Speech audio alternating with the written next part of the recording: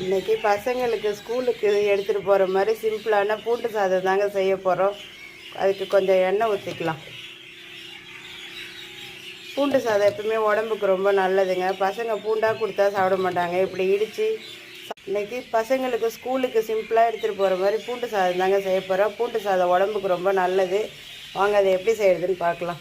சட்டியில் கொஞ்சம் எண்ணெய் ஊற்றியாச்சு. கொஞ்சமாக கடுகு போட்டுக்கலாம். கொஞ்சமாக காஞ்ச மிளகாய் போட்டுக்கலாம். ஒரு பெரிய சைஸ் வெங்காயம் நறுக்கி வச்சுருக்கேன், அதை போட்டுக்கலாம். பெரிய சைஸ் பூண்டு எடுத்து தோல் உரித்து நல்லா நசுக்கி வச்சுருக்கேன், அதை போட்டுக்கலாம். கொஞ்சம் மஞ்சள்தூள் போட்டுக்கலாம். கொஞ்சம் மிளகுத்தூள் போட்டுக்கலாம்.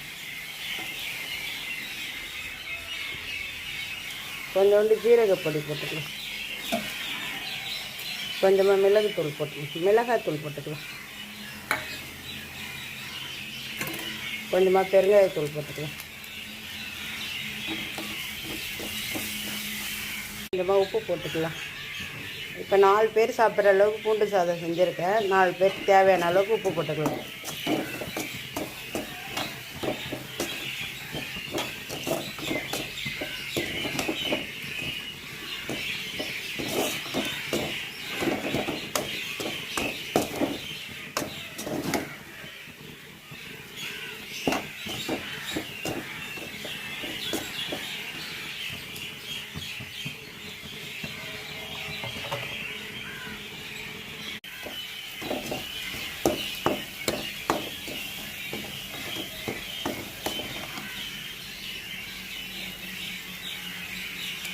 பூண்டு தொக்கு எவ்வளோ சூப்பராக பார்க்கவே சூப்பராக வந்திருக்கு பாருங்கள். பார்க்கும்போதே சாப்பிட்ணுன்னு தோணும் எல்லாருக்கும். இதுக்கு ஈஸியாக இருக்கும். சுட சுட சாதத்தை போட்டு இதில் கிண்டிக்கலாங்க.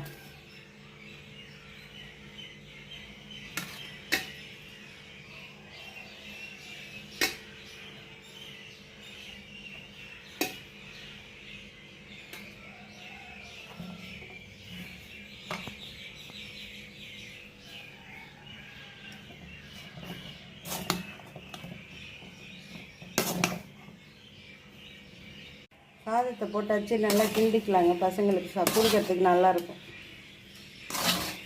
நல்லா கிட்ட